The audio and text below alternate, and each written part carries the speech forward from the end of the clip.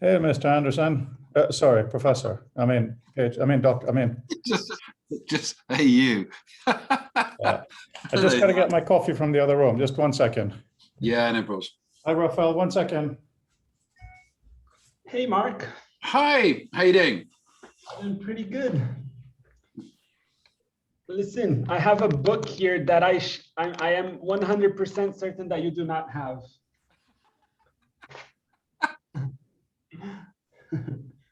Oh, cool. Wow. Okay. So where was that printed? We printed it. Oh, lovely. Oh, super. Me library. Can you? Yeah, no. So is this his 62 paper sort of?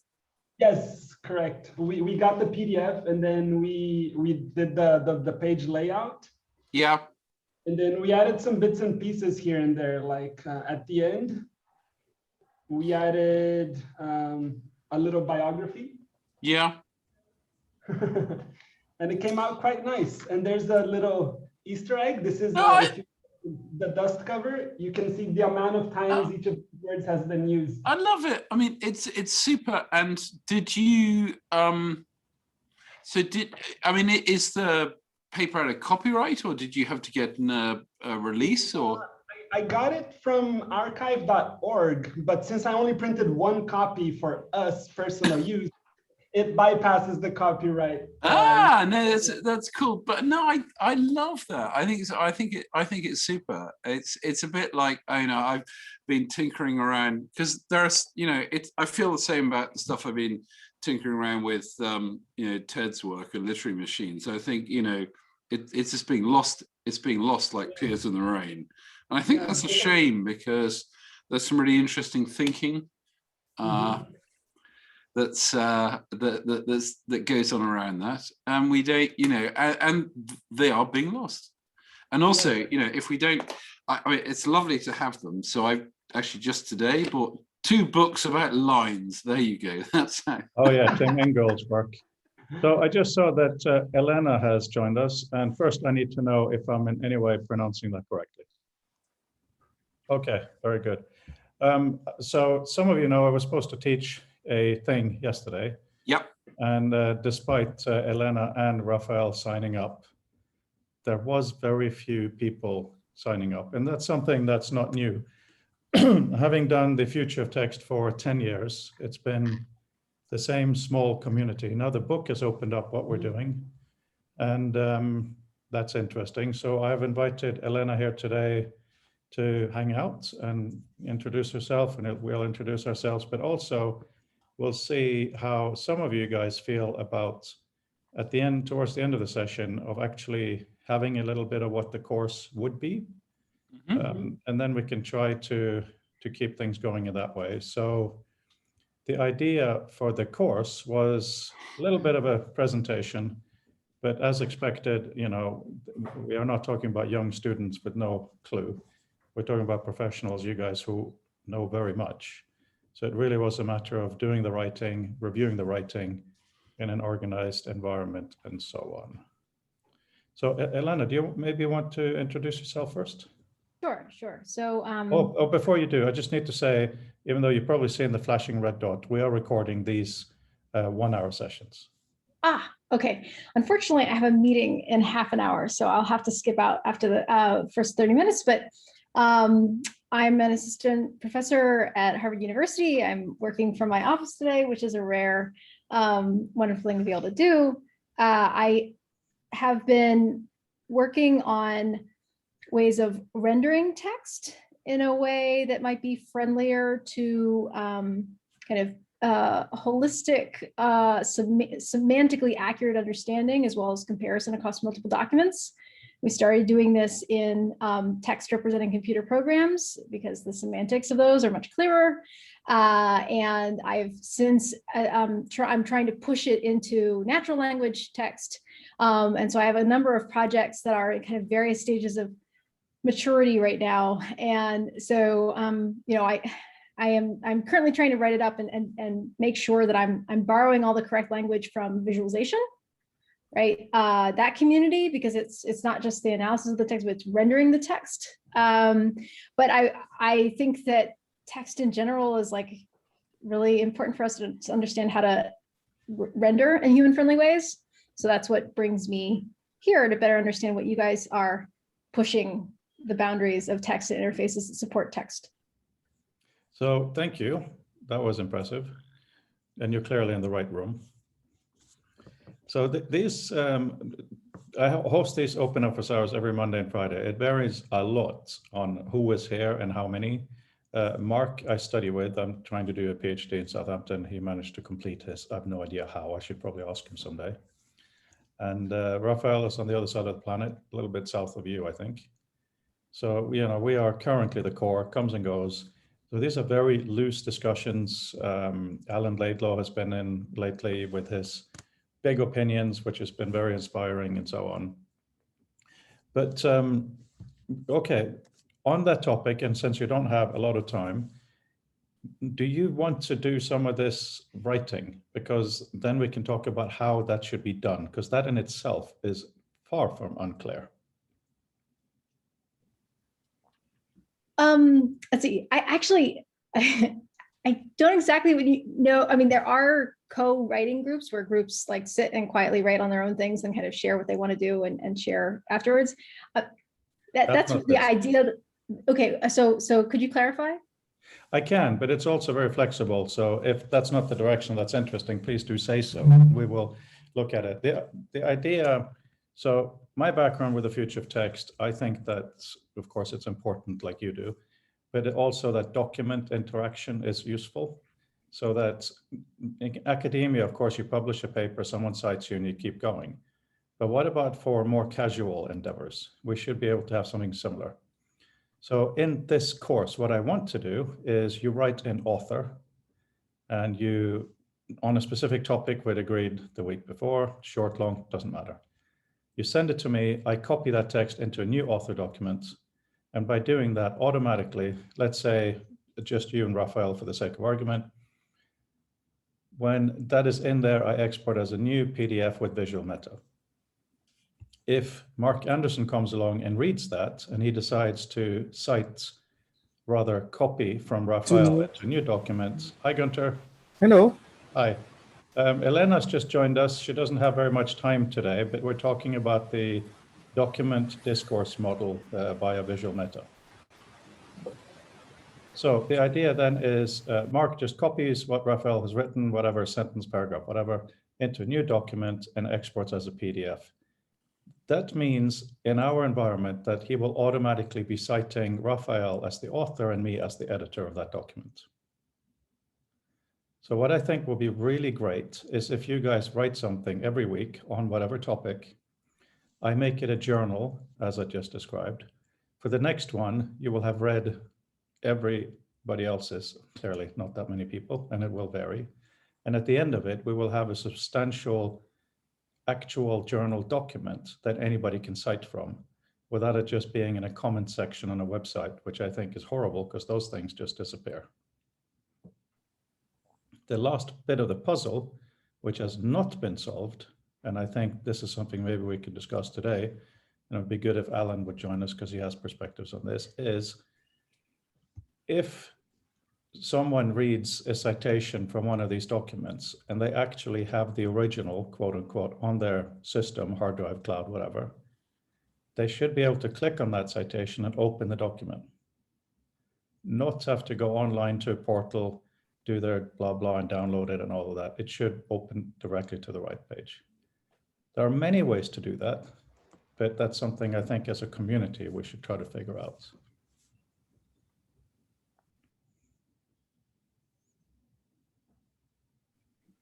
Cool. Okay, I have a better sense of what you meant. And yeah, I downloaded and installed the author application. I haven't gotten a chance to play with it yet, but I'd love an excuse to better understand its affordances. Yeah, it sounds like, in a sense, author is both intended to be kind of a better document interaction model as well as citation management. Like those two seem to be the key characteristics of what author might provide So yeah, so happy to play with it. I'm curious. I mean, I don't want to bore you guys because you all know each other, and I'm new, but I would love to hear from Gunter, Raphael, and Mark just as well about where you guys are coming from. I think that's a very good idea. Just to clarify what you said about the citation management, my environment does no citation management at all. What it does do instead is Author is a authoring environment, a word processing system that primarily exports to PDF, and it uses visual meta and an appendix at the end to put all the rich metadata. Reader then understands the visual meta and the document, so it allows for a richer reading experience. If a document has a DOI and it's downloaded, that can automatically be resolved into visual meta in Reader, so that allows for this copy and paste this citation. I just wanted to clarify that. So Author Reader, I will send you a free code so you can unlock the export in Author. But please try to do it as though you were going to pay, because we need to do more testing. So just make sure the right dialogue appears. That would be great.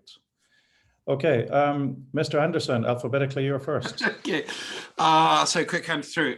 Yes, I'm doing the academics all the wrong way around. So I'm doing it rather at the tail end of my career. So I've just finished PhD, basically around situated in hypertext. My contention being that what we haven't yet done is looked at how we preserve knowledge, organizational knowledge, basically in a docuverse rather than just in old-fashioned media terms.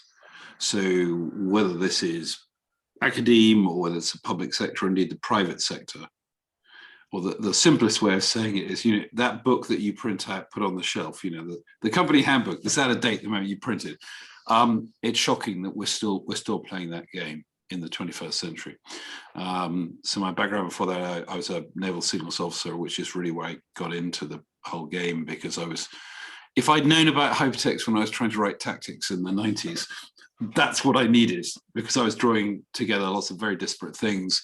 Since then, I did a startup doing kid software in the 90s, and then I became basically an information emergency plumber. But I've had my fingers in metadata and text and stuff for a long time. Yeah, that's the gist of it before I carry on. Thanks, Mark. So Raphael. Hi, Elena. So I guess I could say I'm the new kid on the block. I've followed the Future of Text Symposium that Frode organized for about 7 years now.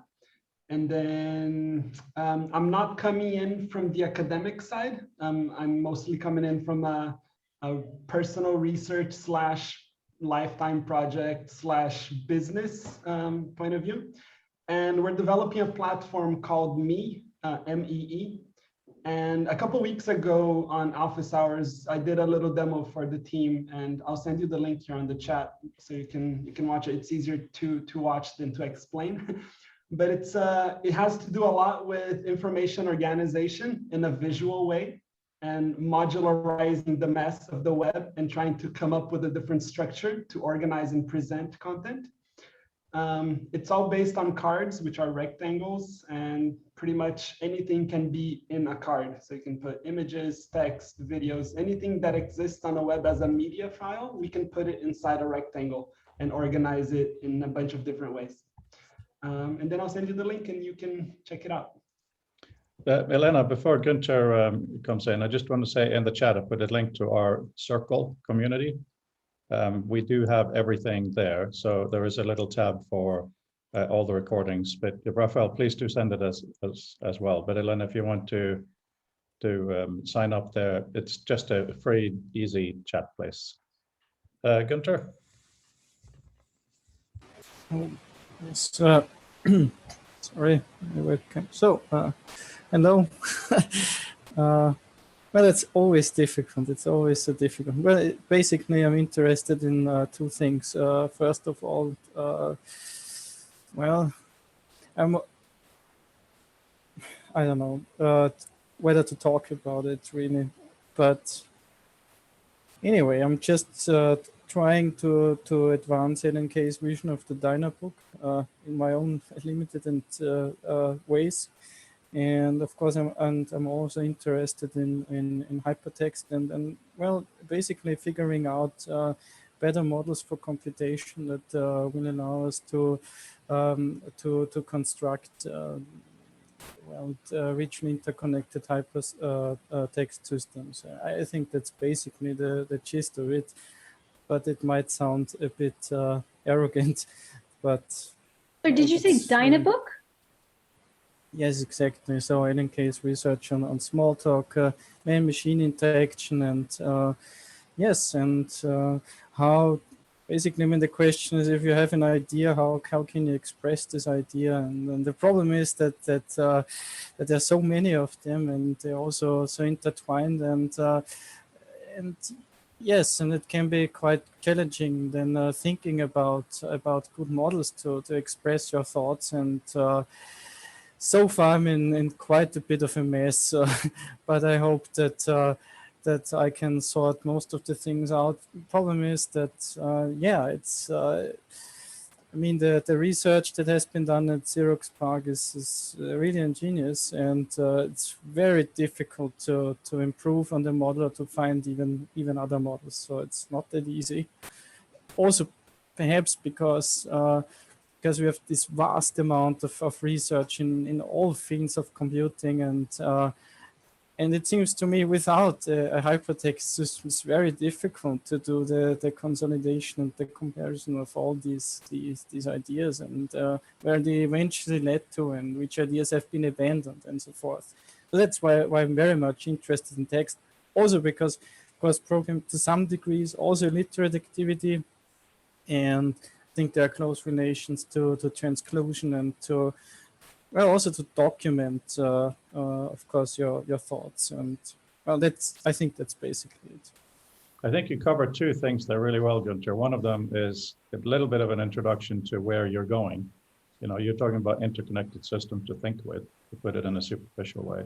But I think you highlighted an even bigger issue we're dealing with, because you said it was arrogant. And it's not.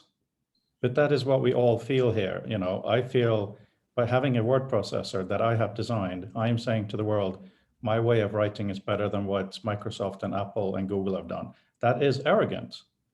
But as creative left-wing type save the world people, that is one of our biggest problems, because we're not out here saying, buy this car, it's the best car in the world. You know, we're not used car salesmen, so to speak. So in this community, what we are trying to do is understand each other's ideas and be supportive. And it's not always so easy. So thanks for highlighting that today, Gunter. Because you are not arrogant, you're just super bright. And that means you see more problems than most people. Oh my God, Yeah, we're out of introductions. So Peter emailed, he could not be here today. Peter is a lawyer in New York, but he seems to be a decent human being nevertheless. Hope you're listening, Peter. That was meant as a pleasant joke. Yeah, it's very varied. Where we really come together is once a year for the Future of Text Symposium, which is very random. Someone's passionate, stand up and say something. And of course, the book. Have we introduced you to the book, The Future of Text? I think that it may have been linked in the advertisement of the course. Okay. Yeah, so, oh yeah, Mr. Anderson is holding it up. Oh yeah, lots of people. Yeah, it's been interesting. The perspectives of people in there are very different too. We're now working on volume 2, not edition 2, thankfully volume 2. So that's going to be interesting. We have quite a few good people. If you would like to consider contributing an article, that would be lovely. I would think about it. Thanks. Yeah, thank you. If you say yes, all I need to know from, actually, I don't need to know anything from you, because the only criteria to be in the book is that you are passionate about some aspect of text. That's the only thing. But if you do, then I will put you in the list on the Circle community. because we're in the gathering phase at the moment.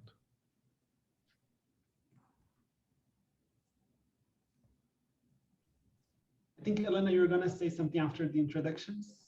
Oh, I was just going to say, Gunther, I totally get what you're saying. You know, it's very vulnerable to kind of say, I think this is better, right? And I think, well, on one side, like I teach an interface design course, and you know, students will come up with these ideas, and they'll just be like, the world would be better if this thing existed, and you know, and I'm like, go with, you know, like gather information, right? Prove to me you're right. Not because I don't believe you, but because, you know, we are an evidence-based, you know, a user has to recognize the value, right? In order for them to take it on. And so inevitably, you know, they go through these rounds of putting it in front of people and watching them use it and seeing that, oh, it failed in this situation, or, oh, I thought this was the problem, but actually this other bottleneck is really where people are struggling, right? And so I think it's,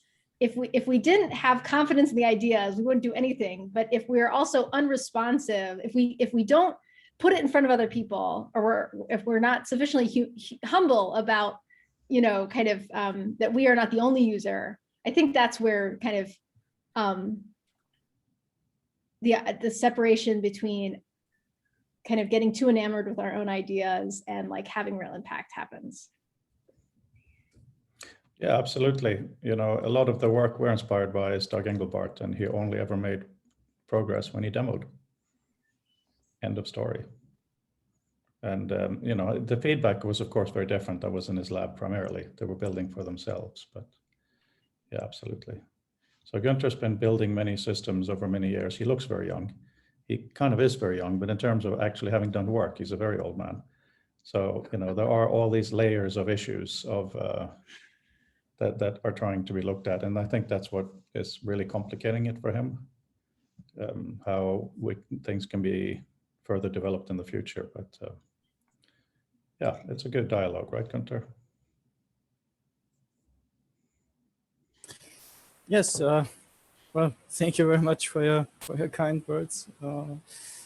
Yes. So many ideas, yeah, but eventually they need to come together.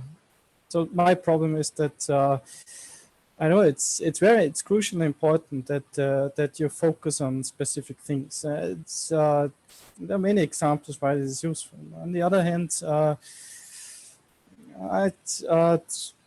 some problems that I'm investigating, they pop up in different places, and so it's very hard to pinpoint the issues. But well, I hope that I will make more progress in the future. So I've had several ideas, and I thought, yeah, this is it. But yeah, I had to discard many of them. But what you're saying is absolutely true. There has to be value for a user or a programmer. So I don't really. There are distinctions perhaps, but I just wish that mindset would be also applied to other fields in computer science. So many examples like language design and or people that develop formal systems. And then there's always the question, well, are they really they are useful in that community, but are they can they be wielded by other people? And, you know, I think that's kind of a problem. So on the one hand, we need specialization, but on the other hand, there needs to be consolidation, and I don't think we haven't gotten to the stage of the integrated circuit in, let's say, programming. Might be a bad metaphor yet. So there's just too many loose ends, and I'm just trying to figure out what works for me, and maybe then there is a chance to improve, or maybe to work on a different foundation for systems. It's lots of things. So I really like the work done by Frode, because he really focuses on the essentials, and it strips. So that's how I interpret it. It strips away the part that are really non-essential, and I think that's also very important. What not to build. and yeah, that also can be very difficult. So because we have all these systems and programs, and then of course there's the question, yeah, but what do you really need? Well, that's about it.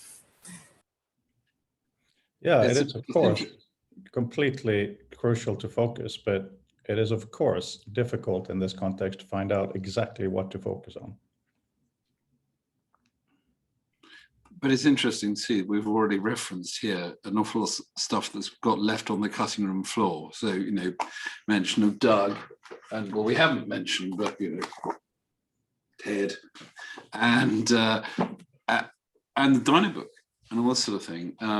You know, we've galloped through from a print age to a effectively now digital first age, and we're still running. Well, I did a previous feature of text to sort of caption it. So Wile E. Coyote's run over the cliff. He just hasn't dropped yet. And it's not, you know, it's terribly easy for the two things happen. People either wildly take offense at that thought, or just say, oh, crikey, yes, you know, but we need to be putting some boards in underneath ourselves. And there's some lovely ideas that I don't think we fully explored that would help us so much at this point. I would love to do more research on HyperCard as well, eventually, because of all the similarities of our ideas. So thank you yet again for making us feel extremely old. HyperCard is not ancient, but you know, you really gave your age there, Mark, when you talk about it's the 21st century. It's like, yeah, I feel the same, but you know, most of the people we work with, they didn't know the 20th one. So yeah, well, I know. You see, I can say now without irony that I went to see In the Age of Steam. yeah. HyperCard is exactly my age. I'm from 1986 and HyperCard is from 1987. I was born 1986 as well, Raphael. Well, I will step out now, but I'm grateful I could make it. I think just a heads up. So my goal for this summer is to take what I learned from working with two students on separate projects that are text focused this year, where they kind of like got very close, but not quite there. And I'm thinking about either taking their code and, you know, kind of editing it or starting fresh, but with the learnings of that. And my hope is that by the end of the summer, you know, I could demo some things for you guys, but I also want you to know that I'm part of the HCI publishing community. So my top priority in a sense is to document these things in such a way that they are accessible to the HCI community, because I'm on the tenure track and that's my community and yada, yada, yada. So, you know, and I think that a lot of what you're talking about, right, is HCI research, in, you know, if not in name, in form. And so if anyone is interested, I mean, I think having publishing deadlines, you know, like through ACM, SIGCHI and stuff has been really helpful to me. And if anyone is curious about going through that process, I'm happy to help with that as well. That's wonderful. I mean, I got into the HCI community when you were 10. It was, you know, there was a different idea what HCI was back then. But when you talk about the HCI publishing community, do you mean ACM or what do you specifically mean? Because that sounds ACM. great. Yeah, SIGCHI. So CHI deadline is September. CSCW is quarterly. Right. There's DIS. Hypertext next month. Yeah, I just saw this tweet from ACM Hypertext in Trinity College, Dublin, Ireland. They extended the submissions until May 14th. And then I was asking them if they accept non-academic demos or. Oh, you don't tell them that, you just submit. Right. Yeah. So clearly there's other people here who could mentor such things, but I guess it's in my interest to maintain, you know, to be as active as possible in those communities. And I think what you guys are doing are really valuable too. And I found it helpful as structure. And if other people, you know, if I would be welcome to look over or, you know, give you feedback on a submission, just because I'm on the reviewing committees, I'm steeped in kind of like what they're looking for. Not to say for, you know, if there are other people who have more specialized knowledge, but amongst those. That's absolutely wonderful. And we have to do a specific demo for you. Well, can we expect to see on Friday or Monday? I think Monday would be great. Excellent. We will show you Visual Meta on Monday. And then we will do many other things. Elena. Very nice to meet you. Oh, it's lovely. And Likewise. thanks for stopping by. Yeah. Nice. Yeah. So for author and reader, specifically author, we've done 600 addresses from professors in the UK and US, and to suggest the masterclass. And we've had an email chain, if people click on a link or not, that kind of stuff. And Elena was one of the ones who, when one of the follow-up emails, because she did click on links, we told about the Hyperlink Academy. So she got in touch this weekend. I was like, I'm about to cancel it, but what can we do? So that's good. It's good. She seems to be a very relevant addition to the community. So that was great.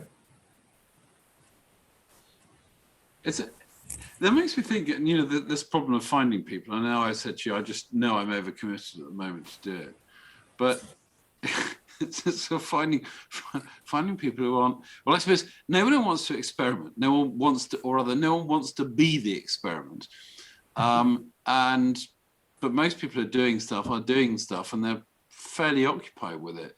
And that's an interesting, real challenge. So how you carve out the need, I mean, there will be people out there. The question is how you address the people who don't know that what they really need to do is to spend some time that they do have spare to do something interesting. There are exceptionally few people in the world who give a flying monkey about the future of text.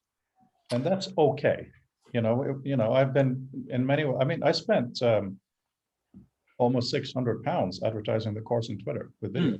No, what I meant was that, you're right, but I don't think it's necessarily because they have a thing about text or the future of it, but just there are all sorts of other interesting ideas just very pertinent to the here and now in terms of what you're doing with author, which is really interesting, and the style of writing that's really quite different from, well, let's elephant in the room, from Microsoft Office.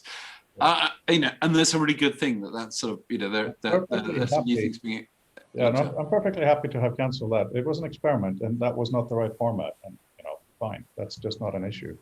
But one thing that I think we can do as a community here is this thing of linking to a local document. I really think that'll be important, because once we have a document-based linked system, like a proper Docuverse that is addressed by that, it can really take this to another level. Yeah. So who wants to talk about that for a minute? I do. Go ahead. But no, I don't actually. I'm wondering, from your experiences, especially you, Gunther, because you're probably the most technical one in this area there. I'm reading a PDF. There is a link to a document. The document's on my folder. How can this know a way to send it to the, well, it doesn't have to send anything to the operating system. It just has to send to the application running. Yeah, open that one. Sorry, what was the last word? Didn't hear. Just open that document there. What is the best mechanism to do that? Because I've talked to Jacob, my incredible genius programmer, but he has very specific perspective. So I think it's good to have different ways of looking at it to make it clean and easy and robust. Not sure. What is the? Do you have, well, I mean, if to make it work within my world, so to speak, author and reader, it's not that hard. You export from author with a unique number, name, or some random code, whatever. That means that when you click on a link and it knows the name, it can say run find on the system with this complicated name and open it if you find it. That's not super hard. But if you are talking about a document, maybe one with a DOI that you've downloaded, those names seem to be quite variable. I guess then we just have to rely on something within Visual Meta. I don't know. I mean, because I think that these documents would also enter your world at some point. So it's a question of how to dereference. I'm correctly interpreting this. Well, that's a very exciting issue. I mean, you see, so my answer is not very direct, but and lately I've been unfortunately swamped with other work. But what we really need is a better information model. So that means that the things that we are dealing with, they are not, first of all, not very precise, or there are different ways to represent identity. You could have a digital object identifier. You could even infer from the title of from the name of the file, and then do some search, and then you could infer, well, oh, okay, that's that particular document. So there are lots and lots of heuristics that that you can apply, and that should be applied to it, because it's not just then about identification, but a whole range of other issues, such as finding structure in a document. And it doesn't even matter whether it's already in a structured format, because because there are many different ways to structure data. So it also need to be to think about that in a similar fashion, where you can have also heuristics that say, okay, well, this is structured as paragraphs and sentences, or maybe I find a picture in here, and I'll figure out how to transform that into whatever view that you like. So there's a whole set of issues, and surprisingly, I don't think it hasn't been looked at very much, but Brad Victor actually sketched out this idea, so in Magic Ink. So it was just about consolidating various kinds of data that generate meaning. As far as the mechanisms go, I can't really say much, unfortunately, about the Mac OS environment. So because I don't own a Mac, I don't know how things work there. But certainly, there are challenges regarding the presentation then of results. So that's why everybody, I guess, relies on the web. But of course, at some point, you also want to have, you don't want to depend, I think, on a browser on the web. And so that's why you need specialists like Jacob, who know what they're doing, and so it's the opposite of a browser. It shouldn't be that name, of course, has many implications. Because the dereferencing thing is interesting. I mean, one of the things I've collected during the course of my recent studies, a large number of PDFs. And one of the things that always surprised me was, okay, so I use a reference manager because that's, in a sense, the current state of the art. But the one thing that always surprised me said, do you want to rename this? And I thought, well, wait a minute. No. I have to be explicit. 1 minute. Sorry. What I actually want is, especially if I got something from the publisher's site, the name may be gobbledygook, but that doesn't worry me, because that's still the closest I've got to the unique identifier of that thing.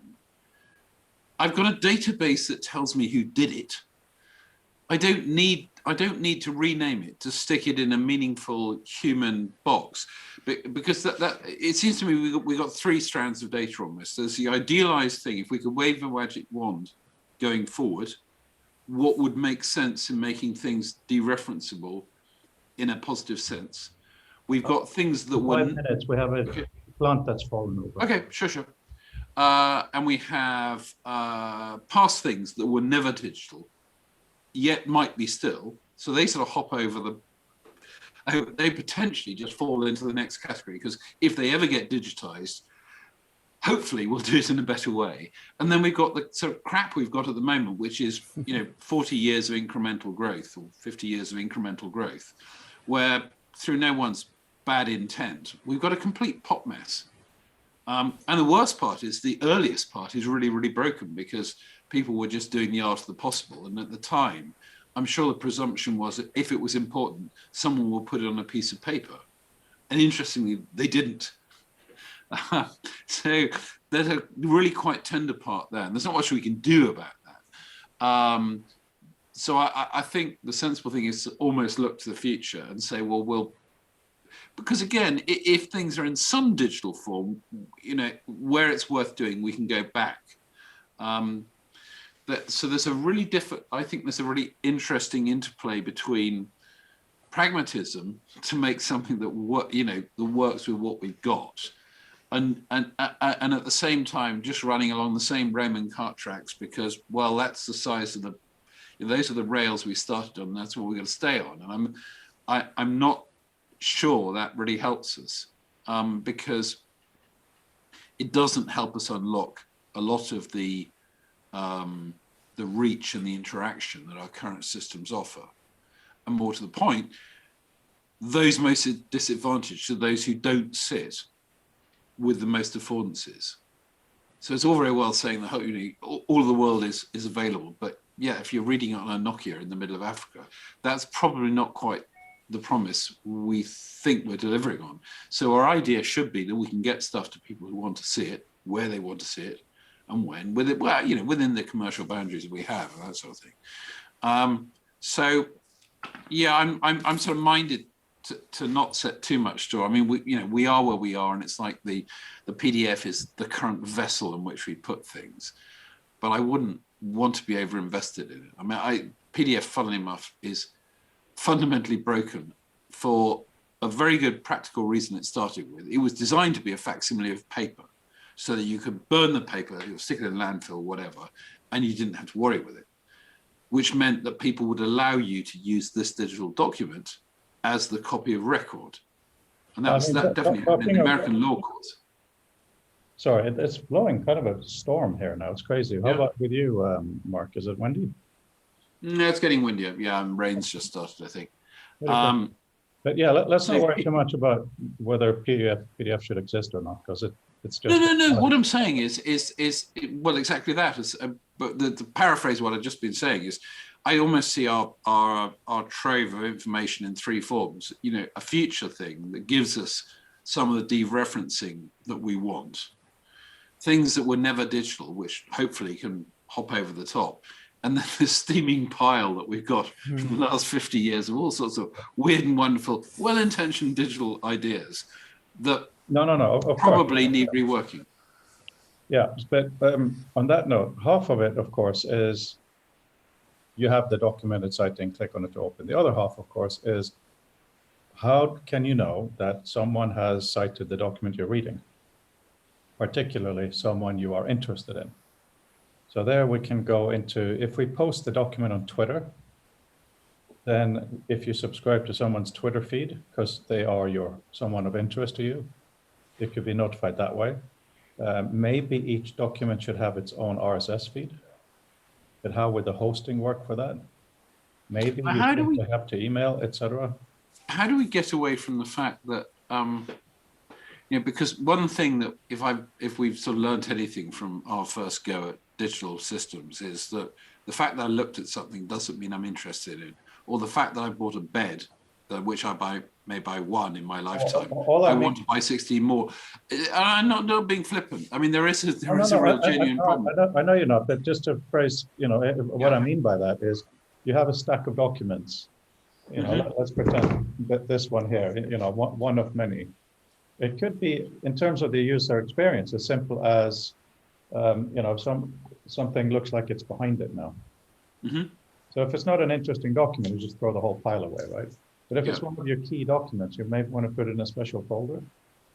So that point you bring up is really, really important, because if someone writes a famous paper, it's just a mess, right? But if we in our community want to know what we are writing and citing each other, it's something entirely different. So that's why the whole idea of having an interest in an author becomes really important, that one author is to you more highlighted than another author, right? Yeah, and in the context of, like music recommendation systems, which don't really work for me because I have rather eclectic tastes, too broad to work with recommenders. But nonetheless, the idea that, if you were interested in this subject, you could find more, which is one of the ideas I was thinking about as I went through the sort of just the nuts and bolts of taking the timeline and stick it into a timeline. Thinking, oh yes, that would be, if only I could thread these, which I probably can, into sort of themes. But out of scope for the initial thing. The initial thing just has to be Raphael. Oh sure, no. This isn't what I'm doing. Doesn't reflect that. I'm just sort of, I'm noodling with the data set because it's there. Okay, well, And it's, let me ask you guys then. You have a document that one of us has written. This is about the stuff we're doing together. And one other person in our community has replied to that, has cited it. What is the manner that you would like to see that?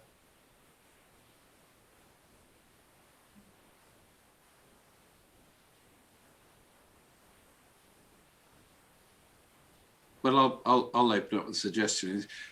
I mean, the most naive level is to say, okay, somebody's looked at it. More interesting is to allow the structure where I can look at something and say, I have an interest in it. And that might even need to be more subtle. I have an academic interest, or I have a commercial interest, or whatever. And I won't begin to think what those might be. But in a sense, those are the richer strands on which you might want to draw. The fact that my paper, your paper, got mentioned and I looked at it because I saw it in the news, gets us into this awful cycle where the eyeballs get dragged round and round. I'm not talking about that. I'm talking about. Oh, okay. Let's put it this way. Let's simplify it then. And you're making very good points to help us simplify. There is a document that you yourself has cited, or that you yourself wrote. So you've had an explicit dialogue interaction with it. Now someone else cites you or that paper. How would you like to be made aware? Should there be an app that lists these with a bit of a red warning? Should it be somewhere else? Should it be in the document?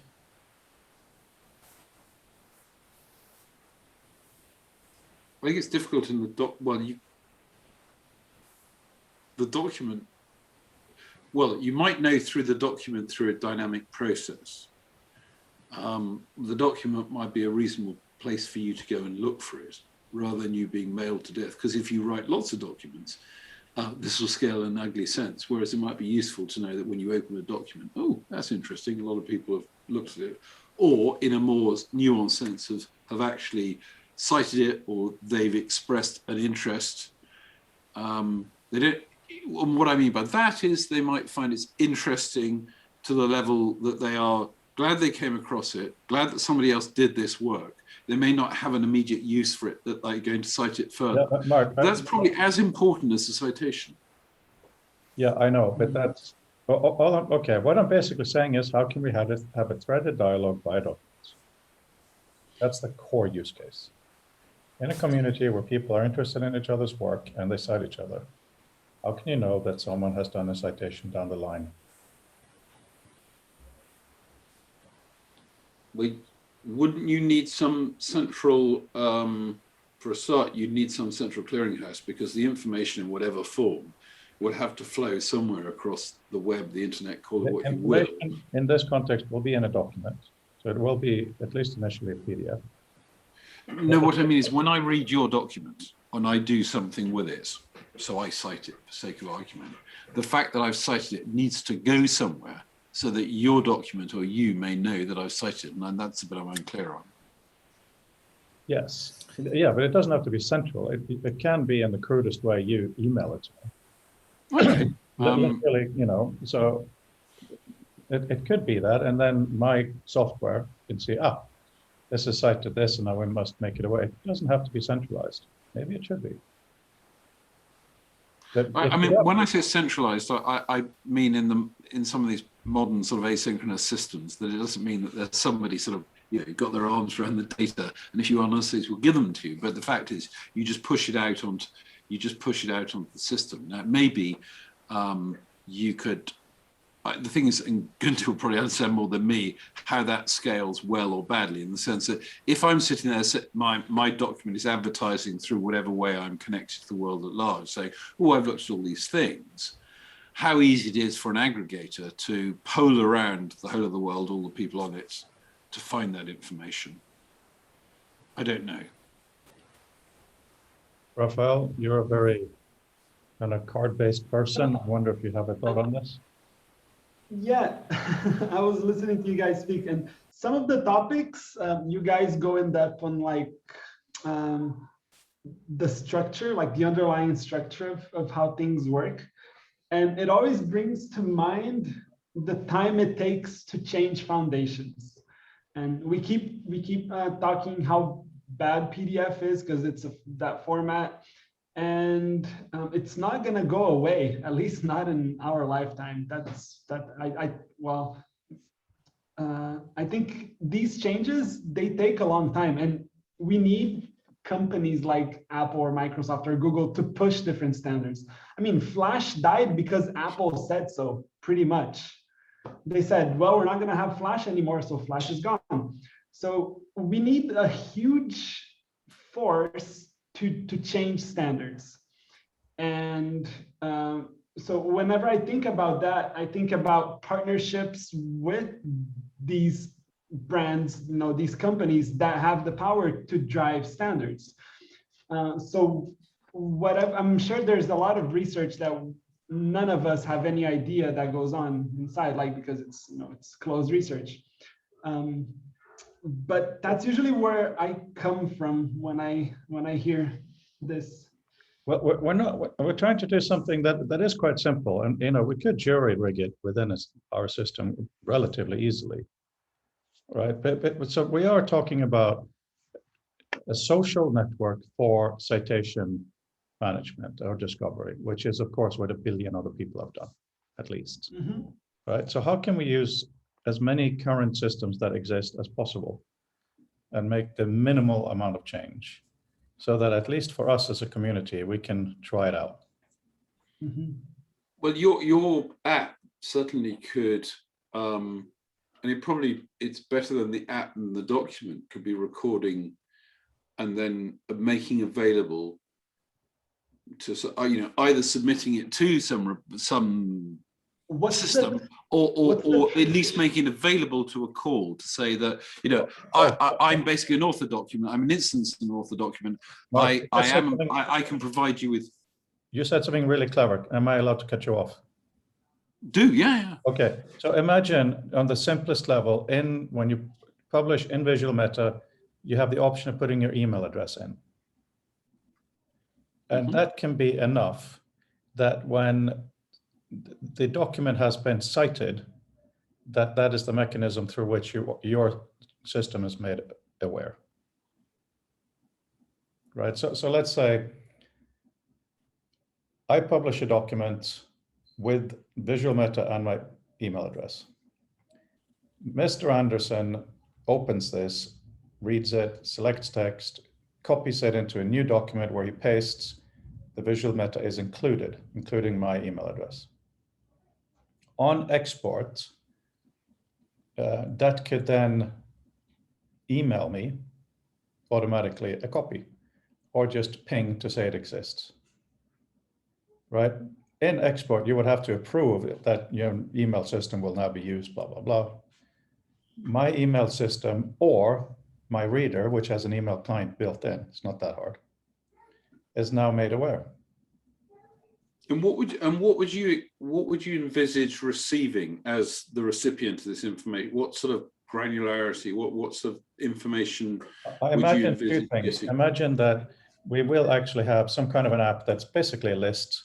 The UI will be as obvious as you can think of. I'm sure Raphael will have interesting ideas based on what he's been doing that I've seen, where maybe it can show documents that I have authored, people who have replied, that I have I put the email addresses in, my address book, these are my friends, right? Big red flashing thing comes up. I'm talking most obvious interface that hopefully can be refined to something better, but literally here it is. But then also when you're looking at the document, maybe on the cover page, there's it looks like a red seal that says someone has commented on this. Or it could even have a basic mechanism to say this document has either been retracted or superseded. Sorry, I'm going to see if this is a scam call. Hello? Yes, it is.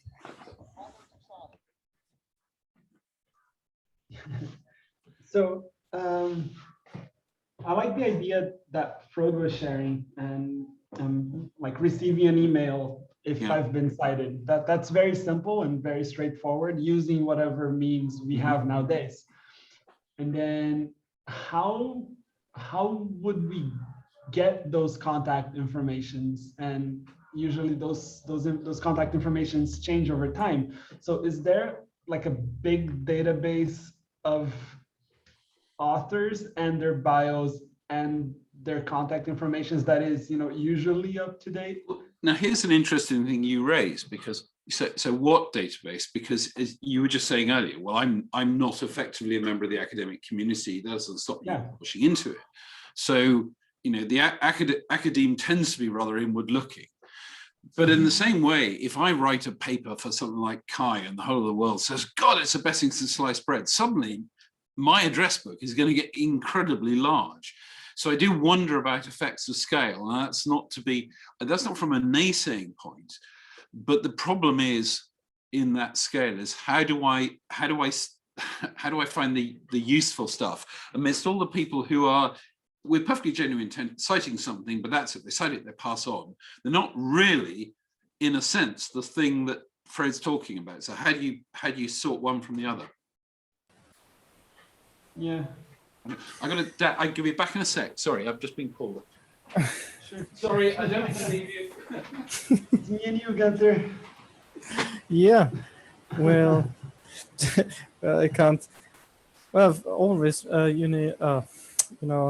the original idea of the internet, so this peer-to-peer system, and today it's very server-oriented. So I mean, lots of scaling issues you can mitigate, but still, it's a question what you're really building. And it seems like we are about to reinvent Xanadu, if we think about it. But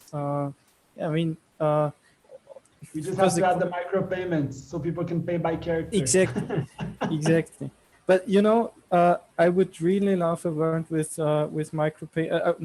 I would prefer it to websites with ads that pop up and play loud sounds, and so that's really terrible.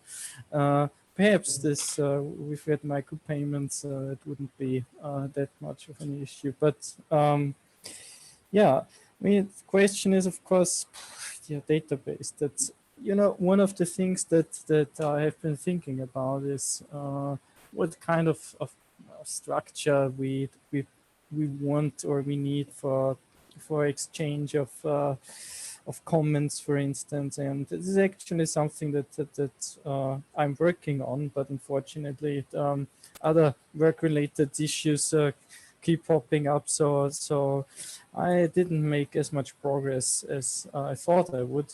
But I would really like to see a networked system where you see that idea of so if you think about liquid space, right? There's nothing to say that a node couldn't be a server too, running somewhere else. But of course, that's theoretical. I mean, I know these systems work, but it needs to be something that is built on top of it.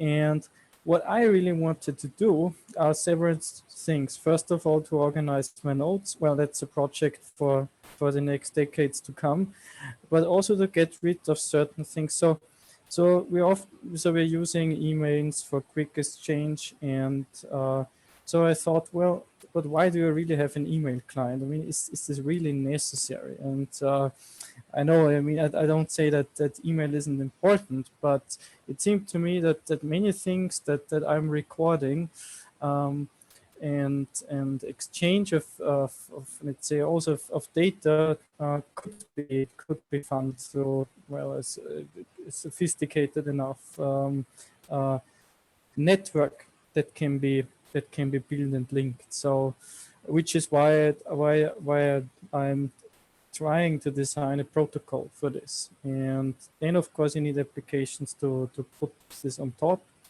but it shouldn't be too difficult. So REST, for instance, is universally available. So the clients implementations for virtually every programming language, and it should be possible to say, well, okay, here is a document and I'd like to fetch all I don't know, citations, but this is very, very vague and hand waving. So I really don't have now a solution for this, but it's certainly something that's on my mind. And so far, I didn't have any time, unfortunately, to implement something. But whatever we do, I think it's best to get started with that as soon as possible, so it doesn't have to work perfectly. And I think one of the key lessons. So because I really like the idea that you look beside the past and try what would the future be, and it just bring it right into the present. That's a very exciting prospect. But I don't know how the future will look like, and to be honest, I'm not intelligent enough to figure out, let's say, the best way to, if there is even one, to organize information. So I think the only thing I do need to focus on from the very start is how just to deal with variability. So no matter what format we come up with, there will be always somebody who says, well, okay, but I have a different way to go about it. And this is actually something that I want to investigate. The only way you could do it is to look at information as a process and see, well, if you just have the data, it's really meaningless. Yeah, as a human, you can read it, you can infer some facts about it, but really, what you also need besides the data are processes that do, for instance, mapping, and even ad hoc things. So it might be that just for this year, I'm using that particular kind of arrangement, but next year I have this brilliant idea. And so there always needs to be a migration path, which needs to be a process.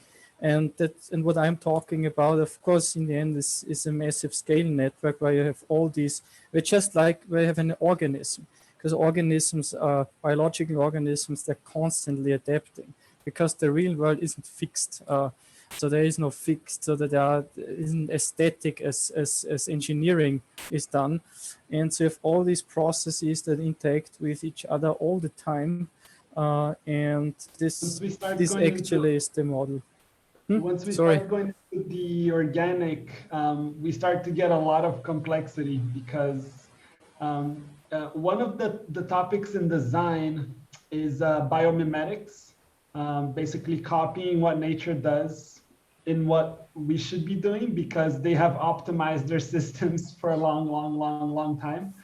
So for example, in graphic design, usually we say that the banana has the best packaging in the world because it tells you how it is. It goes from green to black, and when it's yellow, it gets little black dots, and the packaging is biodegradable, and you can hold the package in your hand while you eat the banana. And then there's all these things in nature that once we understand the complexity of the relationships, we can start to apply that in our life. And I really like that. And it kind of connects with the idea that you were saying that, if my organization is incredible and you look at it, it looks messy, but it works for me because it makes sense for my context. So everybody's going to have a different way of organizing information. I think it's a myth that there's a perfect way. The way we've been doing it at Me is just to consider different contexts. And when we consider different contexts, we end up falling into the filter and organizing and like either by language or by location or by A to Z, or there's all these different types of filters that you can infer into the content, and the content is just there. It just exists. There's no specific folder structure, nothing that gives form. The form is always fluid that you can manipulate. So and so the form, the connections and the nodes, getting back to familiar and interesting territory, how you choose to reconfigure. I mean, don't forget the amazing thing, human life is CTAG. Right. So there's a lot of it's just DNA, you know, there aren't that many Oh, yeah. basic pieces that, you know, that makes it all happen. But so just going back to specifically the Gunther organized thoughts things, and, you know, of course, we're over on time now, but that's absolutely fine. We're supposed to go over to it anyway. In author, the author file format, which is called .liquid, it's a container. The main body of text is in an RTF, just rich text, simple, obviously. And then there's all kinds of additional stuff. I've also been, as you know, looking at very naive ways of writing down little cards of thoughts, notes, or whatever you want to call it. And you guys are talking about the interaction between different systems and all this. How about if we just define a thought card and we make it an RTF document per thought, and we have just a folder or directory, whatever you want to call it, cloud local, doesn't matter, of those thoughts, and then we have another list of how they're connected. It should be then exceptionally simple to share those thoughts, those cards, those notes, right? I know that this is not the first thought to do that, but what I'm saying is get out of the database, make it suboptimal. We have supercomputers on our desks now anyway, but make it so open and so compatible with old stuff that anybody should be able to open this and text edit and just see all the relevant stuff written in plain English. I mean, I was thinking of Gunther's point earlier about, you know, the sort of gift to the future, and I was thinking, having lived through certainly the 2 world wars plus the no. I was actually thinking about working with early picture file metadata, embedded metadata, and the horror of moving from TIFF tags to the early XML-RPC. And my takeaway from that was it was all technically led, and that wasn't actually helpful in a way. It was done with good intent, but I think the real gift to the future is to actually start thinking about what information do we want to capture. And even if we can't capture all of it, or we can only capture some of it, is just as a blob of stuff. And the gift to the future is, well, you know, when you get to the point that you can unpack that further, that's fine. I have a sense one of our problems at the moment is we're over-engineering stuff in the here and now in a way that actually hasn't helped us, because in a year's time it's all out of date.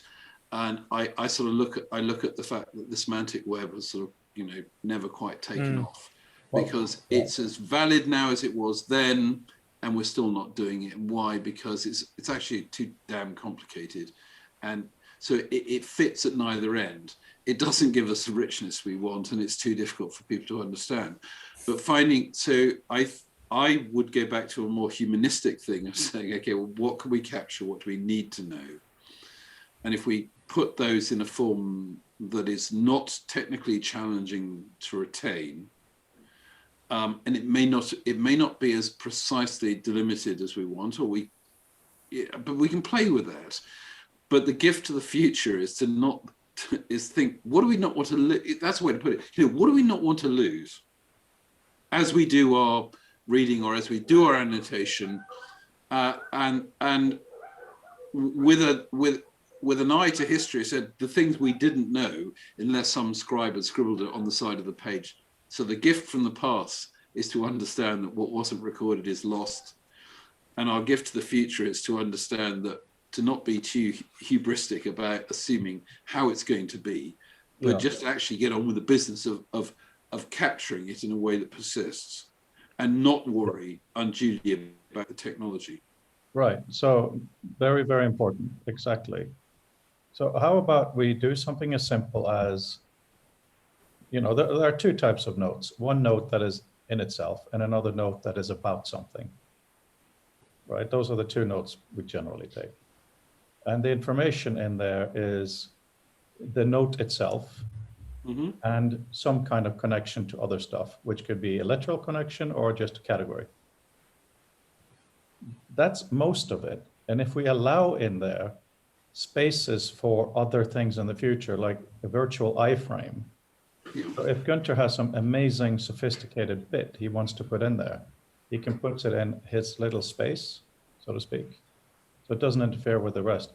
So imagine if we did something as simple as you're an author, you define a glossary term, because that's what we have right now. Just think of that card you've all seen 100 times. You copy that, you go to Gunter Space, paste it, and it pastes it with that stuff.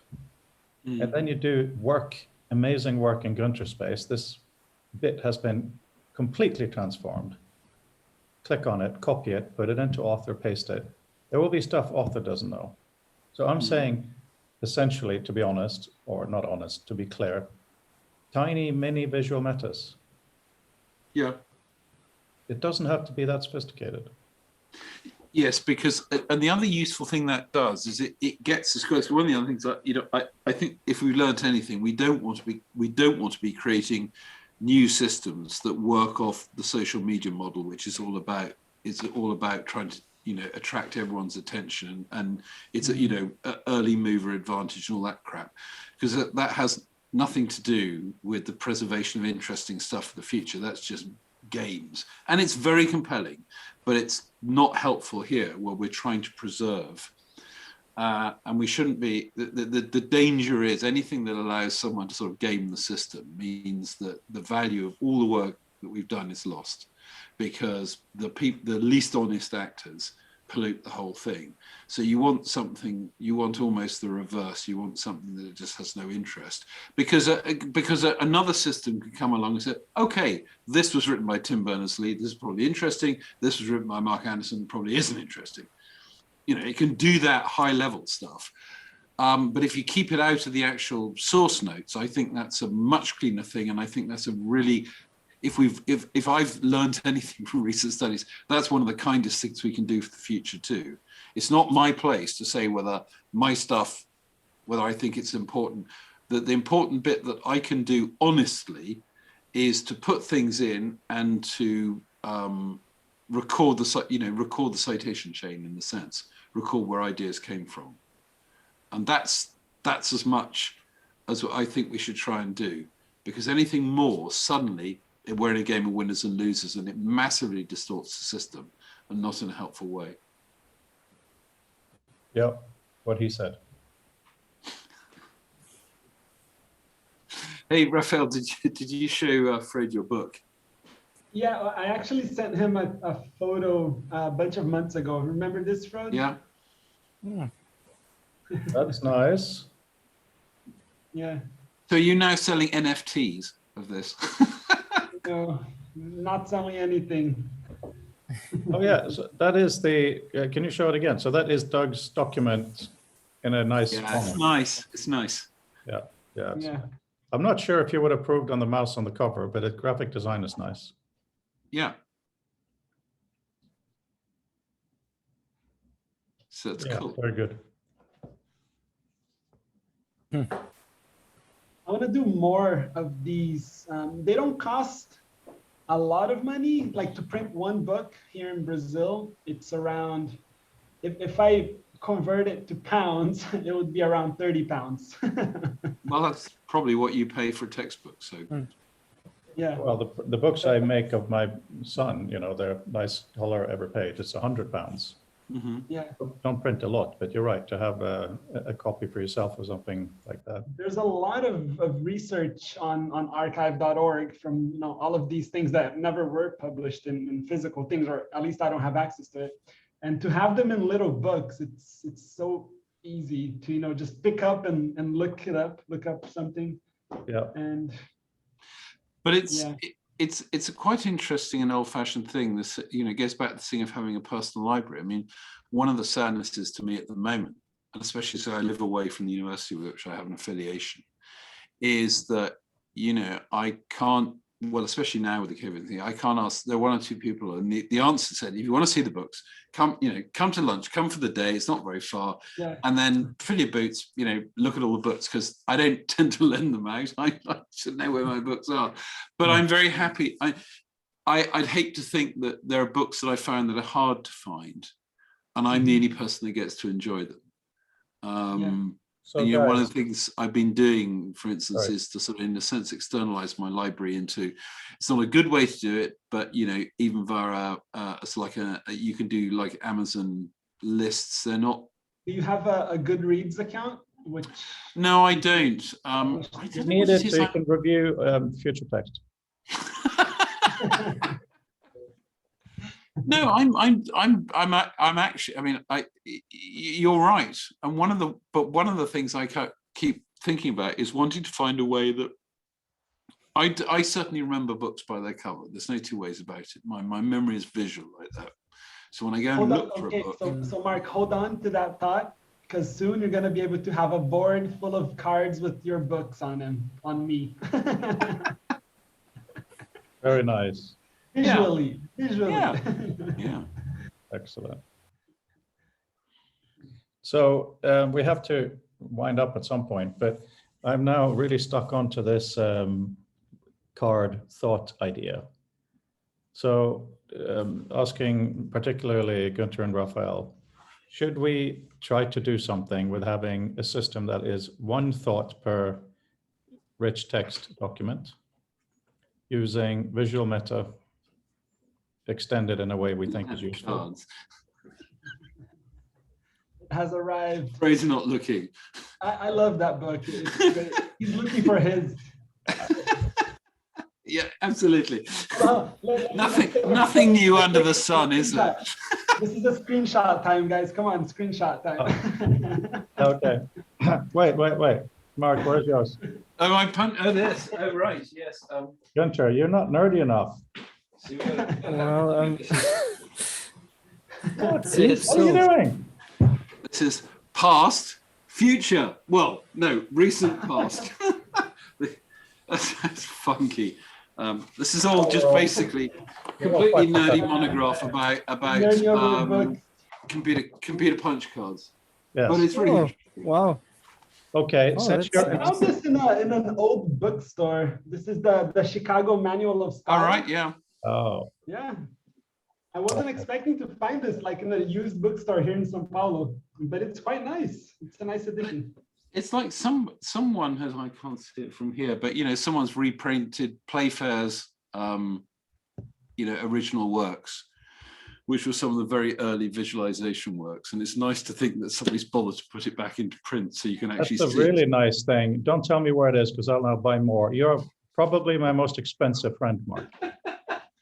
So, okay. So I'm going to try to pull the conversation back to the cards thing. So how about this? Because the language, the terminology has to be updated for thinking to be updated, right? Mhm. One of the problems we have with this thinking, why don't we just develop together, at least conceptually in chat, a system for thinking, we call it glossy, shiny glossy, Glossy. right? Because we use the idea of one thought per glossary term. I like it. I like it. Yeah. Yeah. So We have a lot of bring it when you come up here for gin and tonic, okay? Yes. we still have a lot of issues due to skeuomorphism, huh? The notion that we imbue things, the possibilities of the name that was used. So like a folder is a folder. Yep. Right? And people are still thinking of folder as a physical folder where you put paper in. But like on the computer, you can have smart folders with dynamic files inside that are constantly changing. But not a lot of people know that because they're stuck on a folder concept where you just put things in. In the mid-90s, I developed an email system called Liquid Mail that only had what we call views, which were smart folders. You defined what you wanted the folder to be based on. Your email inbox would automatically empty, not unread messages, but read messages. After 10 of them, they would be gone. Then you would go through this, yes, and then we were hacked and it died because. But I think funny enough, you're absolutely right, Raphael. And I mean, I have a love-hate relationship with the whole sort of skeuomorphic concept, but I'm conscious that and different people amongst us remember or associate with things different ways. But one of the challenges actually is to get people to think in new ways. So that an interesting thing, for instance, I think in the terms of the author, is as much as anything what I see in that is getting people to think about writing in a new way. So, if Microsoft Word is an electronic typewriter, which in a sense it is, with lots of whistles and bells, I know that's not to undervalue it, but okay, so I'm sitting at a typewriter.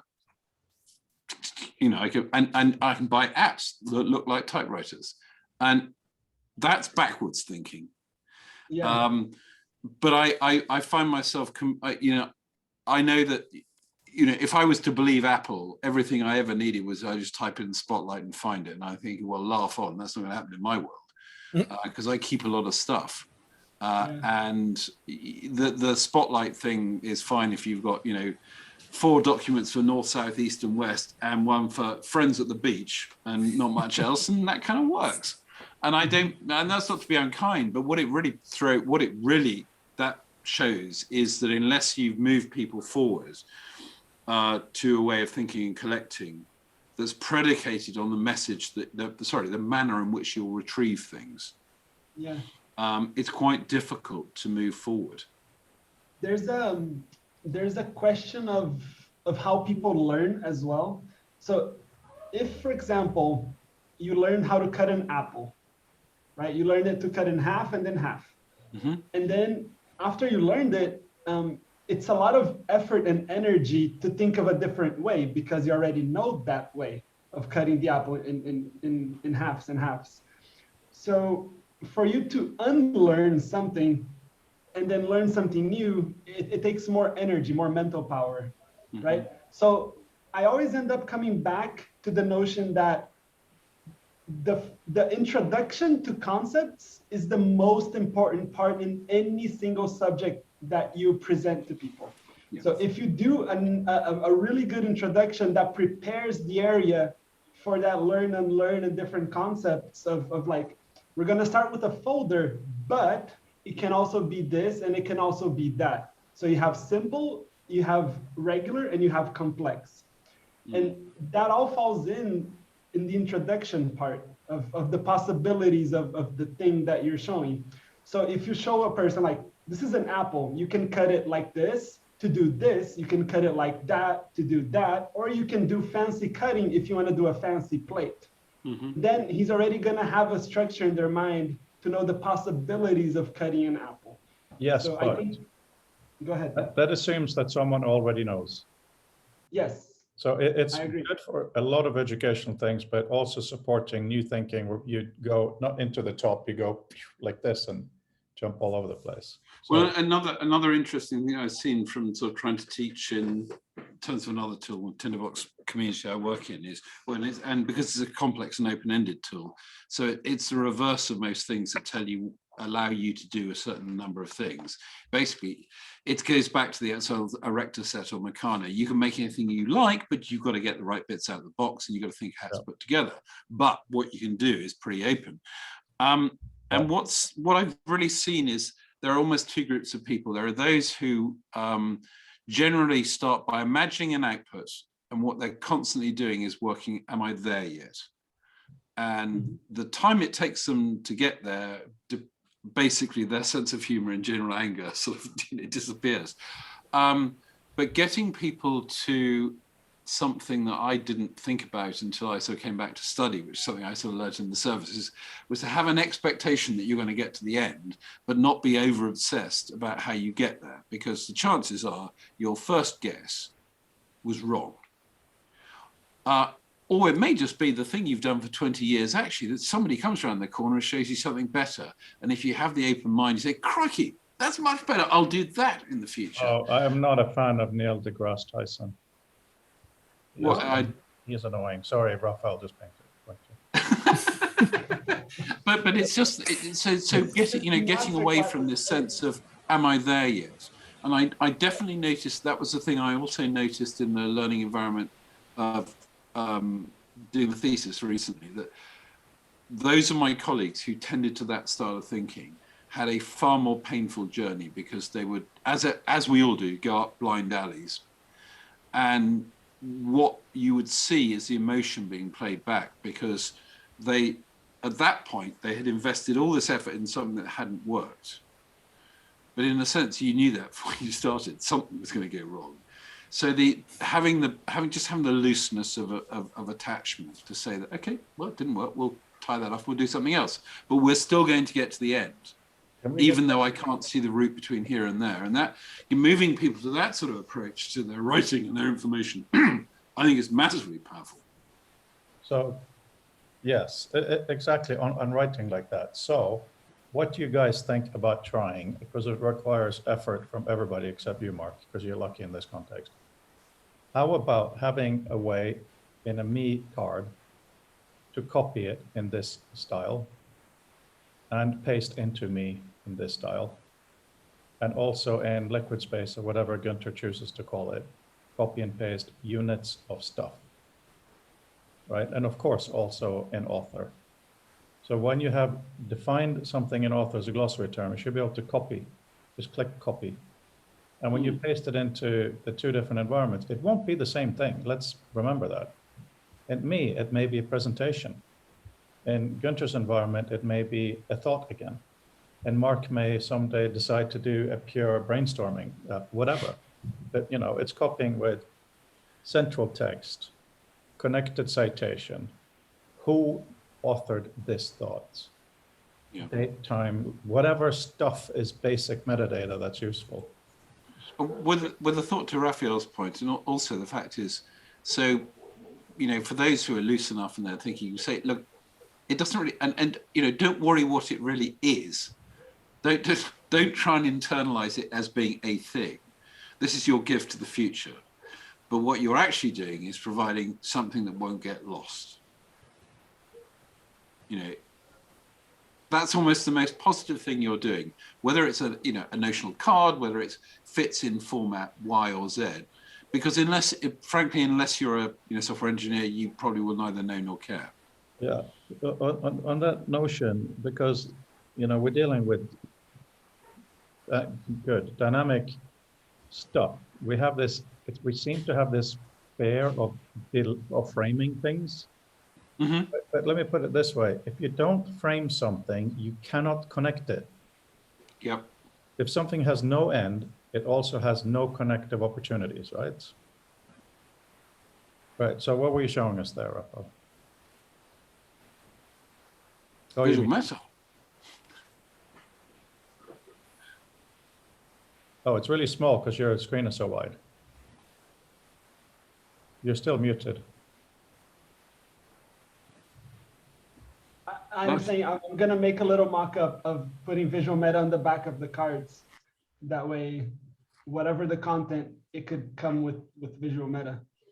How about we call it something else? That's really kind of you to mock that up. But the thing that Christopher Gutteridge called it, augmented copy. Augmented copy. That's better, right? Because the fact that it's got visual meta and is neither here nor there for a user, right? Augmented copy. Could it be Augmented. Could it So be Doug's meta copy? Just meta copy? No, because meta is, it thinks, doesn't copy the thing itself, only things around it. But you see, the But it notion can- of augmented copy is that what you copy is a bunch of stuff. Like on a normal macOS clipboard, you know, you'd have several versions of what you copied. It's to piggyback on that and do even more. So if you have augmented copy, Raphael, it could just, one of the versions could be just a me card. So while you're in your environment, you paste it flawlessly somewhere else. But once you're outside, it already had the payload for other stuff. That's why augmented copy is so nice. Yeah. It's a I virtual understand. postcard to your future It's self. just the terms sometimes is complicated. For example, I don't see augmented copy catching up because it's too long and too little complicated. People have to understand augment to understand what the augmented copy would be. If it was something simpler, like it's a copy plus or a copy data or a copy something, you know, it would be easier to transmit the idea. I think you have very good points. Copy plus, it's not bad. Let's call it transclusion just to mess up everybody's minds. Actually, the full I mean, name could be at least perfect Could it copy. be just copy transclusion data? possible. Yeah. Copy data, you're copying the data, whatever data it is. If you're being skeuomorphic, you just have a postcard. You are sending your future self a postcard of stuff you don't want to forget. How about Yes, copy? put a stamp on it. Another word that's nice, because we use it with interaction, rich interaction, so maybe rich copy or copy rich card. Rich copy? Rich copy. Rich copy could work, yeah. Hmm. Yeah, because that sounds like a pay-for feature right away. People would make fun of the poor copy in They that should make context. fun of the poor copy. No, we shouldn't, but the internet is a mess. Yeah. And then whenever it falls on Reddit and Twitter, people just make jokes of everything. How about deep copy? So, huh? Deep copy, like deep linking? Copy. No, I fear that's definitely going to hit a joke somewhere, because that's, I mean, there's a pretension in that that's not intended that I think people would pick up on. Actually probably something in the lines of a My vote goes for just copy data. It's No, but what it is. data seems dry. People don't like data, and it doesn't seem like you're copying the whole package, only like some kind of data inside it. Copy description, and then it could be any. well, any kind maybe we do need to literally leverage the card. We want Yeah. you want to take something on the card metaphor. Well, it is the postcard of the future. What do you, Raphael, and me, what do you call those things? You call them cards, right? Yes, we call them cards. So just But copy card. that's the Why thing. not? Huh? What about just copy card? Yes, but then all of the contents behind the card, the meta information will always come with the front, and that's totally fine.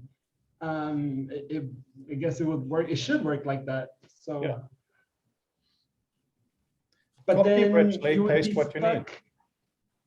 I understand, but then you would be stuck with my system. You would be a closed loop.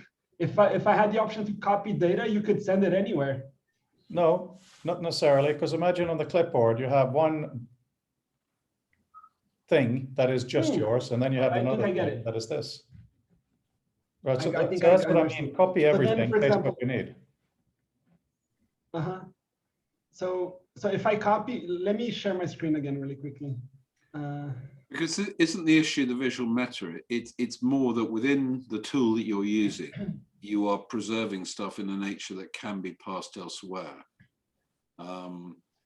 So again, so you're thinking, in a sense, if you're being open-minded, you're thinking with an eye to the future or to other systems, saying, well, I'm working in a closed bespoke system.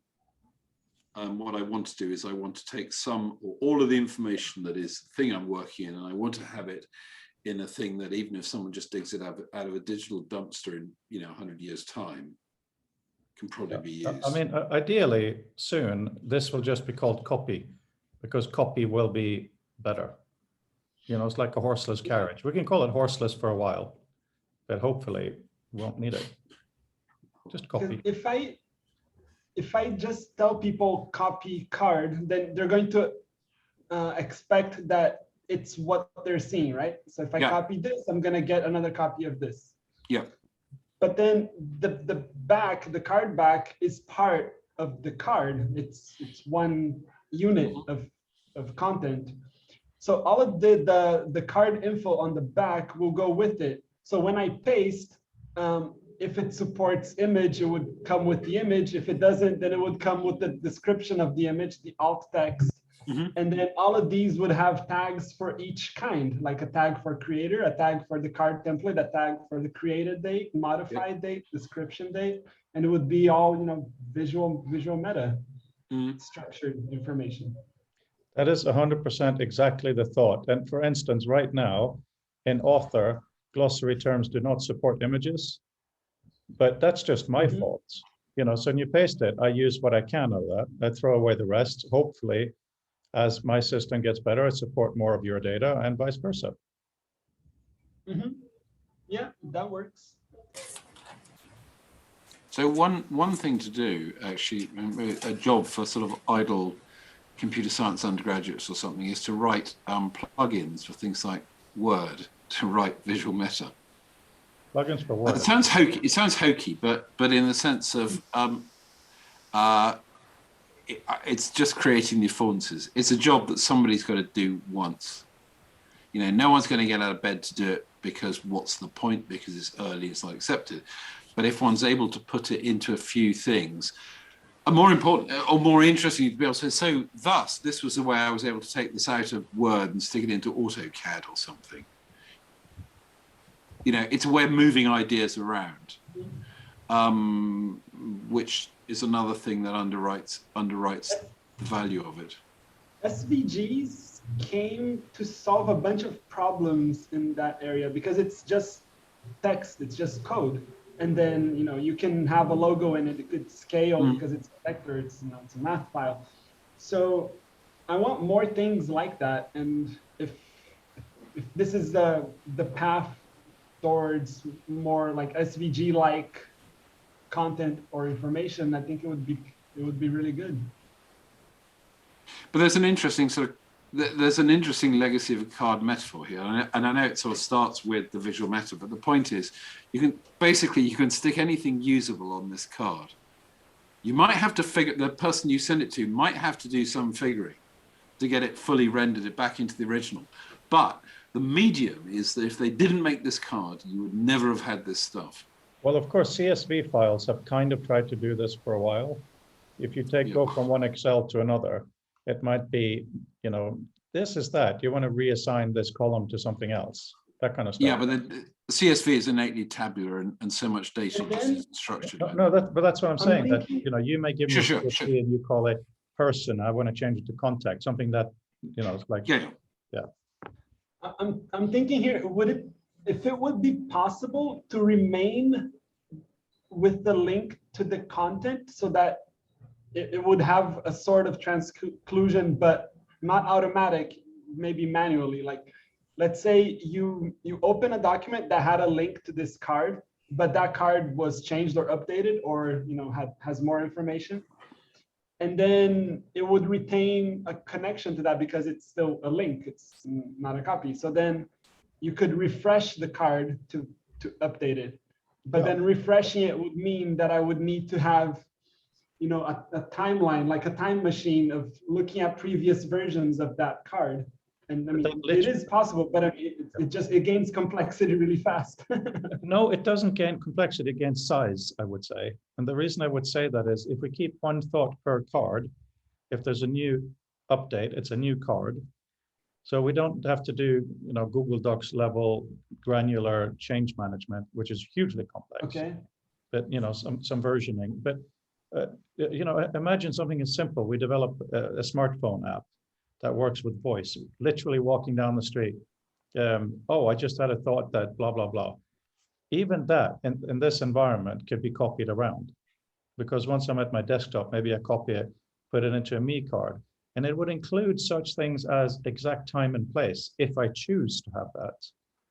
So that later on, you know, any kind of timeline that you mentioned could be extremely interesting, right? We could have almost anything can fit into this, because also if we have a basic recording of a meeting, as long as we know when it started, right, we can do the same kind of stuff. It's just a matter of keeping a thing with the stuff about what the thing is and making it open. That's all it is. And you know, I might have the address in the neighboring town, and I go there every week and it's there. But go in 100 years, the street might have changed or the house has been knocked down. So I've dereferenced, but I didn't get quite the resource I want. But then it's reasonable to assume that if, you know, short of it being totally lost, that some local resource would help me connect the thing I thought I was going to find. In a sense, that what I'm saying is it's being realistic. It's very easy to talk in the abstract about everything being dereferenceable forever, which I think is slightly over optimistic. But the main thing is to set out with good intent and give people that at least works to get you most of the way, because that at least allows you to step back from the technical implementation. And I think things were much harder to do anything digital. Step back 30 years or so, it was much harder. That aspect has sort of gone away. We got different problems to deal with, but that aspect has sort of gone away. So it's a good idea to sort of step back from that. So we don't need to worry unduly about whether it's written in, you know, Cyrillic or Roman alphabet or something. That's not really the problem. The problem is just making sure the thing persists, it can be found and can be linked to something else. So imagine then if we, let's say, most likely the book launch will be in November. It tends to be a safe month because it's towards the end of the year, but it's not the very end. If we could actually demonstrate this. I mean, imagine, because this is quite similar to some of the thoughts that have gone in many communities many times ago. For Doug demo, we wanted to be able to do something from here to there. But imagine if we show at least 3 systems allowing for this copy. And then at the end of it, we say, oh, by the way, what was actually copied? This is what it looks like on the clipboard. And the things that are stored on the computer are just these very easy to read RTF documents. That would be a bit of a, because a demo, anything can happen in a freaking demo, right, guys? Yes. But if we show how easy it is to integrate into the community. Well, now we have some old system. systems. You could even create some visual demo, some visual meta in Microcosm, and teleport it to the current day. I'll bring Very that. sexy. I'll bring that idea tonight in our developer meeting to understand the possibilities of putting everything in a copy clipboard environment. It would be great fun. Great fun. And we still haven't solved the problem we're talking about earlier, how documents will know about each other. But I think this kind of an approach, because Gunther was the one who interjected with thoughts. I think it's really, really important. You know, we're dealing with 2 things. We're dealing with thoughts and documents. Documents is a framed representation to the world of a perspective. A thought is a singular unit or a self-contained unit, right? So if we start looking at how these units can exist and how we can move them about, we're doing something quite useful. I'm writing this up on augmented text. I'm going to call it glossy. Just have some fun and send you an email with the link. That's going to be great. That's going to be a great video. And now the science bit. You know, it's like the shampoo commercial. You remember the one with Bendy Holdy technology? That was the greatest shampoo commercial ever. I remember, and there was this animated character with the hair, you know, Bendy Holdy technology. Ah, epic. Yes, we need Bendy Holdy technology, people. I put a link to the Playfair book in the chat, which is to give reference is. Can we have a look inside your copy? Oh, It's wow, this guy. yeah. So, you know, basically, arguably, they're some of the first of the data viz stuff. Yeah. It's a facsimile. It's rather nice. It'd be nice to I think I saw that on, it was Richard's book, Information Anxiety. I think he had it here. Yeah. Right. So this has been done by the Cambridge University Press, and it's obviously a sort of facsimile thing, but, you know, No, it's great. on the grounds that you can never have too many books. Have you got any of the originals from The Lady with the Lamp? She did the first Florence part Nightingale. chart. I Yeah. don't think anyone's done a monograph on her stuff. I've got the Menard book, which is very nice.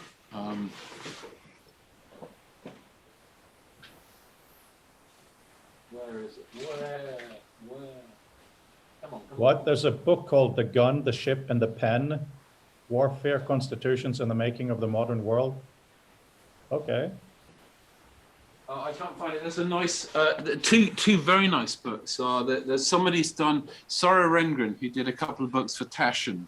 Those really big, high, large things on web infographics. She did a couple of those, and she did a thing on Menard, the guy who did the Napoleon to Moscow and back diagram. Someone's done a really nice thing on W.E. Du Bois, on basically they were infographics on basically the Afro-American community, and and issues around that was done for early in the 1900s, I think. Anyway, that's a really nice book. I think that was done by Princeton University. I can't see it on my bookshelf at the moment. Think of the in there somewhere. incredible book we will be able to make next year based on these thought boxes. You know, printed on paper, little thought boxes, looking different, but all being understandable by each other. And then in the next year, we can make all those cards turn into punched cards, and we can do rinse and repeat. Hey, Frode, here's a book you can read to your son. It's a comic book, A History of Graphic Design for Rainy Days. And it's all comic. Oh, it's lovely. It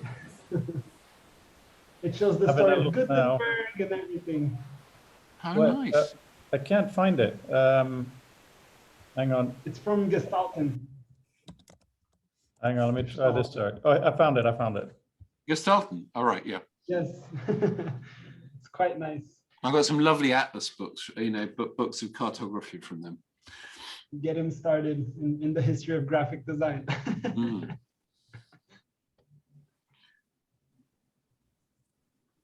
Yes, I have way too many graphic design books, despite the fact that it's not something I do. It's part of text. No, it is. I'm captivated by it. You have the Edward Tufte collection, I hope.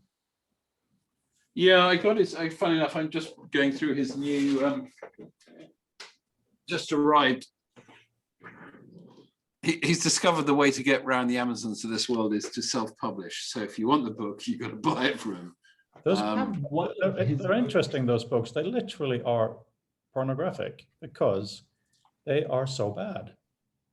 But they are beautiful. They're very enticing. But to actually read the book is Oh, no. It's incredible. So they have these incredible graphic visualizations, but there's no rhyme or reason, no organization of the book. It's just random pile of pictures. Well, in fact, the latest one he's written is indeed that. It's almost as if every spread is sort of like a mini essay on a topic. It's still It's very not a bad enjoyable. thing. It's just really bizarre considering, Yeah. what he's doing. I used to love infographics, but now I have mixed feelings about them because it takes sometimes these infographics are so complex that the amount of time it takes for you to understand the infographic for it to be useful, it's just not useful. It takes a long time for you to understand the damn thing. Hence the importance of what's- the interactivity when you're viewing it. Absolutely. Well, and that's part of the problem of it is I don't think and I know some work's been done, but the interactive, the digitally native version of the infographic I agree. hasn't arrived yet. I mean, I have tremendous respect. I love seeing a well-produced infographic, but one of the things in that is it is a crystallized object. I And part completely of agree. the necessity of that is to make it work within the medium in which it's meant to be seen. If there but- was like a build of 3 animations, so like start here and then go here and then go here, that would have already fixed a lot of issues with it. Hmm. But yeah, the digital infographics are amazing, but Hmm. physical printed ones, I used to like them. Hmm. Now it's a mixed feelings. I guess it depends on which one we're talking about as well. So some of them, Oh, of course. telling a specific story is beautiful, but yeah, it is not a be all and end all, for Yeah. sure. But I think that if we now start thinking about RTFs that are so obvious, any person can open them and understand the data. There's so much we can do. Just think about infographics and, just imagine taking this and flapping it into a globe, right?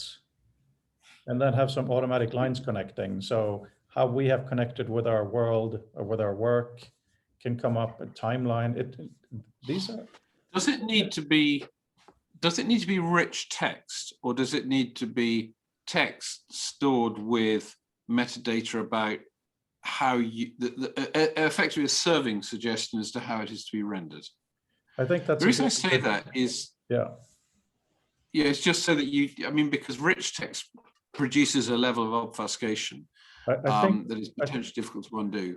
I think we need Gunter and Chris to argue that one, because Chris certainly has specific perspectives. But we did a test, just mathematical test, of encoding 1 minute of HD video and into text and printing that on a page in relatively small type. And we realized that if you printed it on A4 paper, the stack would be this high. Right. So if What we're about deal with Markdown? images or not is a really important thing. Sorry. How's Markdown for that instead of rich text? I don't think that enters the equation at all, because the main visual meta type thing, it doesn't, that could be anything. That doesn't have formatting anyway. It's no bold or italic. Yeah. However, you're the issue here. You're the problem. Thank you. Because you have images on your cards. So the question is, how do you put that image in this document? Because once you have the image separate from the document, you're back into a mess, right? So that's the only reason I'm thinking maybe that's. True. But then, and the problem is the things that you can, I mean, I've seen this happen in Tinderbox because people wanted to be able to embed images into the text. So they ended up with base64 images, which are very big. So you end up with massive documents, which is back to this sort of stack of A4 and things. Yeah, it's kind of a no-win, actually. There isn't a simple way. No. So visually complex documents are much harder than things that are broadly streams of text. But let's But you certainly could use a style of Markdown to help you provide the hinting layer between the render information, saying, look, this should be, if you want to have it in its original splendor, it should be rendered in this typeface and printed on this paper or whatever. But you wouldn't need to do that all the way through. But then again, you know, these things can be scaled in different ways and compressed and all that stuff. But, you know, let's not forget where we are. We're, you know, smartwatches time. This is not the Apollo space program. Yeah, but not digital. Right. So let's say that one of these note cards happens to have even a video embedded in it. It sounds horrendous, but what, in a couple of years, it'll mean absolutely nothing. So, you know, I don't worry about that. It would be crazy to have an entire movie encoded. That would be just silly. But, you know, we shouldn't design that in, you know, again, a couple of years, you can have an 8K movie on a card and no one will even notice it's there. But also, if the card is, in a sense, the linear descendant of this, it doesn't really matter whether the picture is stuck onto the card or the card tells you where to find the picture. It does matter. I mean, it's obviously nicer if it's all in one place, but it's not a necessity. No, it isn't. And that's something that we can spend a couple of months arguing. So I'm glad you said the sentence, it would be nice, but it's not a necessity. Because that's just how we're going to have to deal with it, different ways. You know, when I copy from me into author, for instance, at this point, I'll have to lose the images. So all I have is a reference. It's not brilliant, but it's what we have. It's a hell of a lot better than having nothing. So yeah, absolutely. We have to approach this from the human point of view as much as possible, but if it's not possible, let's not worry about it. And on that bombshell. Yeah, I get it. I'm gonna have to go. Me too. That's what that means. Have you not watched Top Gear, Raphael? That's how they end the episode. On that note. On that bombshell. On that bombshell. Always pretend there's some big thing at the end and there never really is anything. Anyway, good to talk. Look forward to Friday. This is a reasonable avenue of inquiry for us, right? Visual meta cards. And I mentioned on the last meeting about the doodles and having writing into images. I think on Friday I might be able to show something that I did this last weekend that it might be interesting and text related. Awesome. Yes. Look I'm forward to putting that. things together. Yeah, and then on Monday, I guess we can do. Yeah. Anyway, yeah. Look forward to Friday. Have a good week, everybody. You too. Bye. Okay. Bye-bye. You too. Bye. Bye.